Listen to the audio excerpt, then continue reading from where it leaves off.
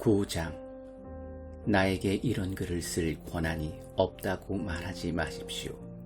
나에게는 분명 이렇게 할 자유가 있습니다. 그렇지 않습니까? 내가 수행할 직무를 받지 못했다는 말입니까? 내가 우리 주 예수를 대면하여 이 일을 위임받지 않았다는 말입니까? 내가 주님을 위해 행한 선한 일의 증거가 여러분이지 않습니까? 다른 사람은 내가 위임받은 권한을 인정하지 않더라도 여러분은 그럴 수 없습니다. 여러분과 함께한 나의 일이 내 권한의 생생한 증거이기 때문입니다. 나를 비판하는 사람들에게 나는 꺼리낌 없이 항변합니다. 하나님을 위해 선교사로 임명받은 우리에게는 그에 걸맞은 편의를 도모할 권리가 있습니다. 우리에게는 우리와 가족을 위해 후원받을 권리가 있습니다. 여러분은 이 문제와 관련해서 다른 사도들과 우리 주님의 형제들과 베드로에게는 이 일을 제기하지 않는 것 같습니다. 그런데 나에게는 어째서 이 일을 제기합니까? 바나바와 나만은 혼자 힘으로 생계를 유지해야 한다는 말입니까? 군인이 자기 힘으로 생계를 유지하며 군복무를 합니까? 점원사가 자기 점원에서 나온 채소를 먹어서는 안 되는 것입니까? 우유 짜는 사람이 통에 담긴 우유를 마시지 말아야 한다는 말입니까? 나는 화가 나서 언성을 높이는 것이 아닙니다. 이것은 성경의 율법에도 기록되어 있습니다. 모세는 타자기를 하는 소의 입에 망을 씌워 나달을 먹지 못하게 해서는 안 된다고 했습니다. 농장의 동물들을 돌보는 것이 모세의 1차적인 관심이었다고 생각합니까? 여러분은 그의 관심이 우리에게도 미치고 있다고 생각지 않습니까? 당연히 모세의 관심은 우리에게도 미칩니다. 농부가 밭을 갈고 타작하는 것은 추수할 때 기대하는 것이 있기 때문입니다. 여러분 가운데 영적인 씨를 뿌린 우리가 여러분에게 한두 끼 식사를 기대한다고 해서 그것이 지나친 일이겠습니까? 다른 사람들은 여러분에게 그런 식으로 많은 것을 요구하더군요. 그렇다면 이제까지 한 번도 요구한 적 없는 우리는 그럴 권리가 더 있지 않겠습니까? 우리는 정당하게 요구할 권리를 줄곧 가지고 있었지만 그렇다고 그 권리를 행사할 마음은 없습니다. 우리는 그리스도의 메시지에 방해가 되거나 그 가치를 떨어뜨리는 것보다는 차라리 무슨 일이든지 참기로 결심했습니다. 다만 나는 여러분이 우리의 결심을 이용해 다른 사람들을 속이고 그들의 정당한 몫을 가로채지나 않을까 염려할 따름입니다. 여러분도 알다시피 성전에서 일하는 사람은 성전 수입으로 살고 제단에서 제사를 드리는 사람은 제물로 바쳐진 것을 먹지 않습니까? 주님께서도 같은 취지로 말씀하셨습니다. 메시지를 전하는 사람은 그 메시지를 믿는 사람들의 후원을 받아야 한다고 말입니다. 그러나 나는 내 자신을 위해 이 권리를 행사한 적이 없으며 이렇게 편지하는 것도 무엇을 얻으려는 것이 아님을 분명히 하고자 합니다. 나는 누군가에게 나를 불신하거나 나의 동기를 의심할 만한 빌미를 주느니 차라리 죽는 편을 택하겠습니다. 내가 메시지를 선포하는 것은 그것으로 나의 이익을 취하기 위해서가 아닙니다. 나는 메시지를 전하지 않을 수 없습니다. 만일 내가 메시지를 전하지 않으면 나는 파멸하고 말 것입니다. 메시지를 전하여 생계를 꾸리는 것이 내 생각이었다면 나는 약간의 급여라도 기대했을 것입니다. 그러나 메시지를 전하는 것은 내 생각이 아니라 내게 엄숙하게 맡겨진 사명입니다. 그러니 내가 어찌 급여를 기대할 수 있겠습니까? 그렇다면 내가 메시지를 전하여 얻은 것이 있을까요? 사실을 말씀드리면 얻은 것이 있습니다. 여러분에게 값없이 메시지를 전하는 즐거움이 그것입니다. 그러니 여러분은 나의 경비를 지불하지 않아도 됩니다. 나는 어느 누구의 요구나 기대에 매이지 않는 자유인이지만 다양한 부류의 사람들에게 다가가려고 자발적으로 모든 사람, 종교인들, 비종교인들, 매우 신중한 도덕가들, 자유분방하게 사는 부도덕한 자들, 실패한 자들, 타락한 자들의 종이 되었습니다. 나는 그들의 생활 방식을 받아들이지는 않습니다. 나는 그리스도 안에 내 뜻을 두었지만 그들의 세계로 들어가서 그들의 관점으로 경험하고자 했습니다. 나는 모든 모양의 종이 되어 만나는 사람들을 하나님께 구원받는 삶으로 인도하고자 애썼습니다. 내가 이 모든 것을 한 것은 메시지 때문이었습니다. 나는 메시지를 두고 이러쿵저러쿵 논하기보다 다만 메시지에 참여하고 싶었을 따름입니다. 여러분은 경기장에서 육상 선수들이 달리는 모습을 보았을 것입니다. 모든 선수가 달리지만 상을 받는 선수는 한 명입니다. 여러분도 상을 받을 수 있도록 달려가십시오. 훌륭한 육상 선수는 너나 없이 열심히 훈련합니다. 그들은 녹슬어 없어질 금메달을 따려고 훈련하지만 여러분은 영원한 금메달을 따려고 훈련하는 것입니다. 여러분은 어떤지 모르겠지만 나는 결승선에 닿으려고 열심히 달리고 있습니다. 나는 내가 가진 모든 것을 그 일에 쏟고 있습니다. 되는 대로 사는 것은 나에게 있을 수 없는 일입니다.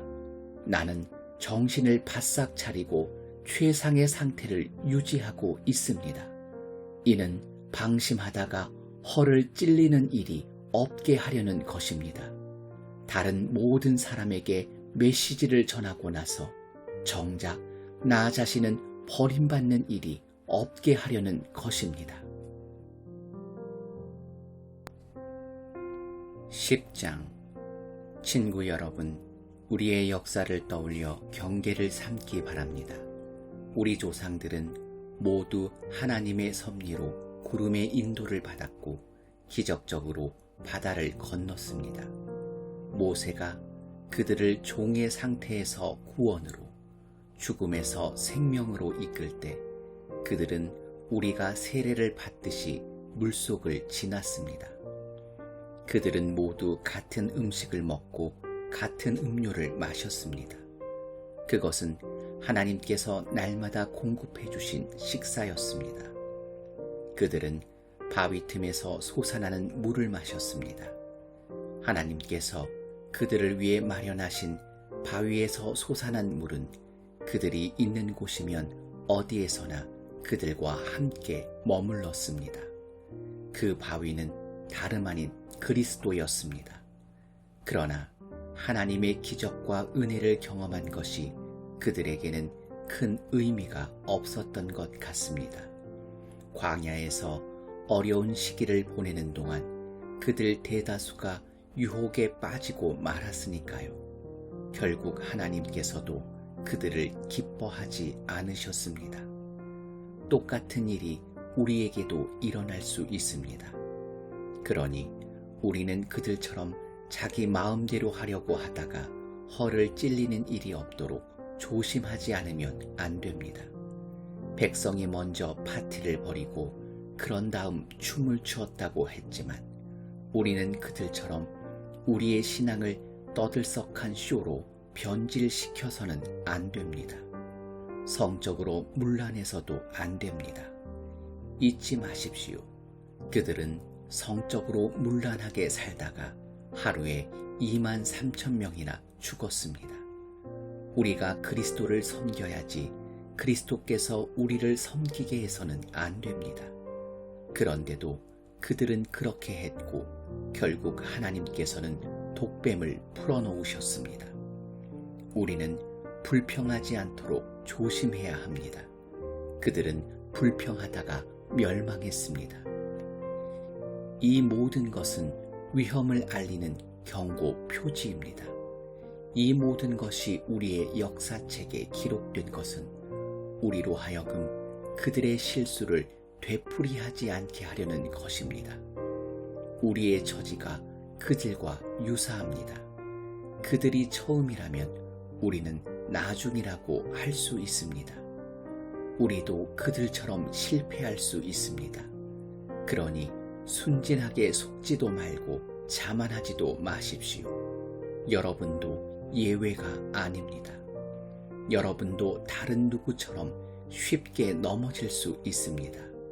자신에 대한 신뢰는 버리십시오. 그런 것은 전혀 도움이 되지 않습니다. 오히려 하나님께 대한 신뢰를 기르십시오. 여러분의 앞길에 닥치는 시험과 유혹은 다른 사람들이 직면했던 시험과 다르지 않습니다.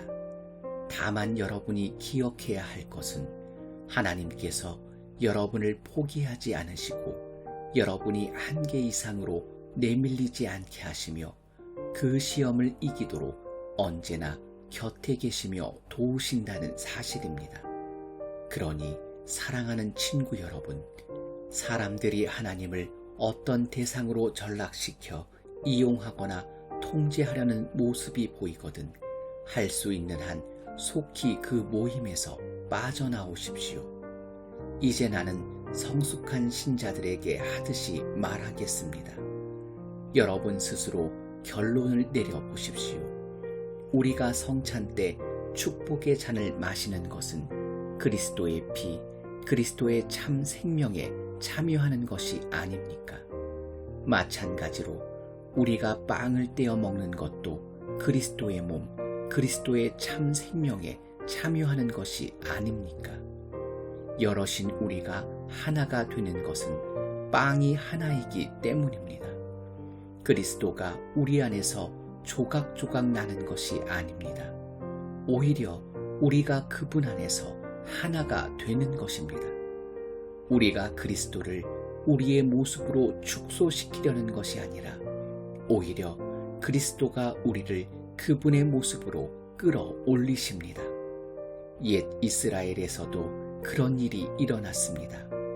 하나님의 제단에 바친 제물을 먹는 사람은 하나님의 활동에 참여한 사람이 되었던 것입니다. 이제 차이점을 아시겠습니까?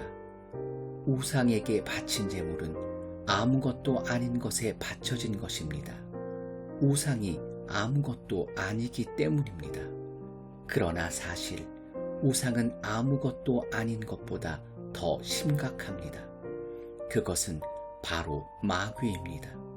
바라건대 여러분은 스스로를 여러분보다 못한 것으로 떨어뜨리지 마십시오. 여러분은 둘 다 가질 수 없습니다. 여러분이 한날은 주님과 잔치를 벌이고 이튿날에는 마귀와 잔치를 벌일 수 없습니다. 주님은 그런 것을 참으시는 분이 아닙니다. 주님은 우리의 전부를 원하십니다. 전부가 아니라면 우리는 아무것도 아닌 것이 됩니다. 그런데도 여러분은 여러분보다 못한 것과 어울리시겠습니까? 여러분은 한 면만 보고 이렇게 말할지도 모르겠습니다. 뭐든지 괜찮아. 하나님은 한없이 관대하시고 은혜로우시잖아. 그러니 우리가 무슨 일을 할 때마다 그것이 그분의 기준을 통과할지 일일이 따져보거나 조사하지 않아도 돼 라고 말입니다. 그러나 무사히 잘 빠져나가는 것이 핵심이 아닙니다. 우리가 제대로 살아야 하겠지만 무엇보다 우리가 노력을 기울여야 할 것은 다른 사람들이 제대로 살도록 돕는 일입니다. 이것을 행동의 근거로 삼으면 나머지는 상식선에서 해결됩니다. 예를 들어 정육점에서 판매하는 것은 무엇이든 먹어도 됩니다. 정육점에서 파는 고기마다 우상에게 바친 것인지 아닌지 따질 필요가 없습니다. 결국 땅과 거기서 난 모든 것이 하나님의 것이니까요. 정육점에서 판매하는 양의 다리도 땅에서 난 모든 것에 포함됩니다. 믿지 않는 사람들이 초대한 저녁 식사에 여러분이 가고 싶다면 가서 마음껏 즐기십시오. 여러분 앞에 차려진 음식은 무엇이나 드십시오. 여러분을 초대한 사람에게 차려진 음식마다 윤리적으로 깨끗한 것인지 일일이 추궁하듯 묻는다면 그것은 예의에 어긋난 행위이며 바람직한 영성도 아닙니다. 그러나 여러분을 초대한 사람이 일부러 이것과 저것은 우상에게 바친 음식입니다 하고 말해주거든 그 음식은 먹지 않는 것이 좋습니다. 여러분은 그 음식이 어디에서 왔든 개의치 않겠지만 여러분을 초대한 사람은 그렇지 않습니다. 여러분은 그 사람에게 여러분이 예배하는 분에 관해 혼란스러운 메시지를 주어서는 안 되기 때문입니다. 이처럼 특별한 경우가 아니라면 나는 속 좁은 사람들이 하는 말에 마음 졸이며 신경 쓰지 않겠습니다. 나는 마음 편히 처신하겠습니다. 마음이 넓으신 주님께서 어떻게 말씀하셨는지 알기 때문입니다. 내 앞에 차려진 음식을 먹으면서 식탁에 놓인 것을 두고 하나님께 감사드린다면 그런 내가 어떻게 남이 하는 말을 두고 마음을 졸이겠습니까? 내가 그 음식에 대해 하나님께 감사드렸고 하나님께서도 그 음식을 축복해 주셨는데 말입니다. 그러니 남들이 여러분을 두고 뭐라고 말하든지 신경 쓰지 말고 마음껏 드십시오. 결국 여러분이 음식을 먹는 것은 하나님의 영광을 위한 것인지 사람을 기쁘게 하기 위해 먹는 것이 아니기 때문입니다. 무슨 일을 하든지 그렇게 하십시오. 마음을 다하여 자유롭게 하나님의 영광을 위해 하십시오. 그러나 여러분의 자유를 지각 없이 행사하지는 마십시오. 여러분만큼 자유롭지 못한 사람들의 감정을 상하게 하지 마십시오. 나는 이 모든 문제에서 모든 사람의 기분을 헤아리려고 최선을 다하고 있습니다. 여러분도 그렇게 하기를 바랍니다.